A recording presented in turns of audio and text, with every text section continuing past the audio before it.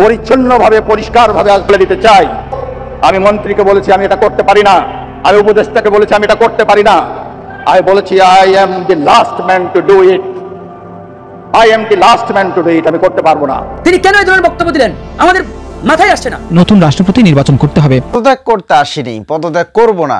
সেনাপ্রধান এবং ডক্টর মোহাম্মদ ইউনূসকে এবার কঠোর হুঁশিয়ারি দিলেন রাষ্ট্রপতি শাহাবুদ্দিন চুপ্পু। শেখ হাসিনার নিয়োগপ্রাপ্ত এই ব্যক্তি এখন পদত্যাগ করতে চাচ্ছে না। প্রিয় দর্শক, চাঞ্চল্যকর ভিডিও, সম্পূর্ণ ভিডিওটি দেখতে হবে এবং হ্যাঁ, অবশ্যই এই ভিডিও শেষে আপনাদের মূল্যবান মতামত কমেন্টে লিখবেন। আর আপনারা কে কে চাচ্ছেন যে রাষ্ট্রপতি শাহাবুদ্দিন চুপ্পু তার পদ থেকে পদত্যাগ করুন?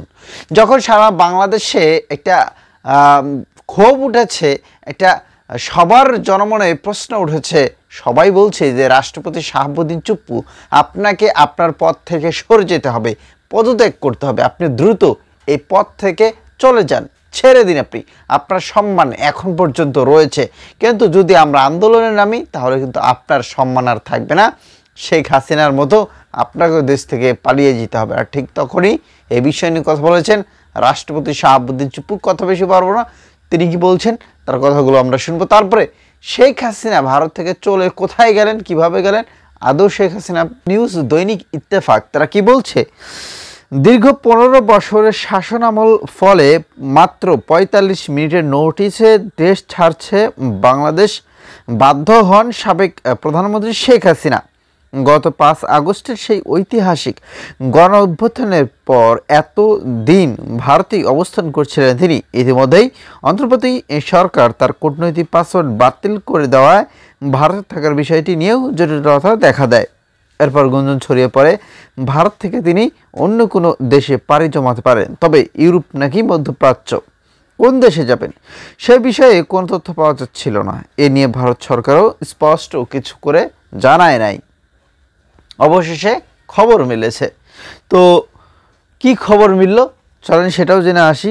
খবর মিলেছে যে বেরিয়েছে তিনি ভারত ছেড়ে কোনো দেশে পাড়ি জমিয়েছেন। কোন দেশে জমিয়েছেন? বাংলাদেশের একটি বেসরকারি স্যাটেলাইটের চ্যানেলে অনলাইন পোর্টালে এ নিয়ে একটি সংবাদ প্রকাশ হয়েছে। সেখানে দাবি করা হয়েছে শেখ হাসিনা ভারত থেকে মধ্যপ্রাচ্যের দেশ সংযুক্ত আরব আমিরাতে গেছেন। ওই প্রতিবেদনে উল্লেখ করা হয় দেশটির আজমান শহরে তিনি আশ্রয় নিয়েছে বলে ধারণা করা হচ্ছে। প্রতিবেদনেও আরও বলা হয়েছে আরব আমিরাতের আজমান শহরে শামীম ওসমানের নিজের একটি বাড়ি আছে বলে শোনা গেছে, সেখানেই তিনি উঠেছেন বলে ধারণা করা হচ্ছে। সেখানে আরও উল্লেখ করা হয় শেখ হাসিনা ভারত ছেড়েছেন বলে কয়েকটি সূত্রে জানা গেছে। শামীম ওসমান দেখছেন সংযুক্ত আরব আমিরাতে তার বাড়ি রয়েছে। তাহলে তিনি কত টাকার মালিক, কত টাকা ইনকাম করছে একবার বুঝতে পারতেছেন? আচ্ছা, এর আগে শামীম ওসমানকে দিল্লিতে নিজামুদ্দিন আউলিয়ায় দেখা গেছে, সেই ছবিও গণমাধ্যম আসে। এর কিছুদিন পর দুবাইয়ের একটি শপিং মলে দেখা মেলে শামীম ওসমানের।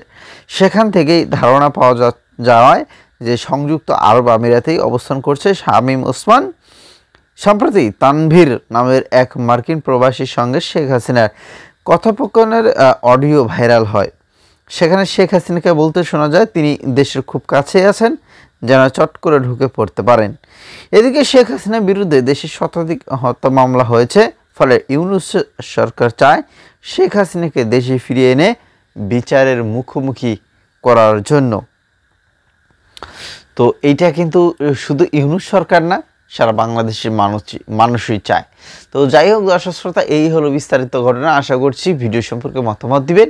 শেখ হাসিনা চট করেই ঢুকে পড়বেন বাংলাদেশে, এটা কি আপনাদের কাছে বিশ্বাস হয়?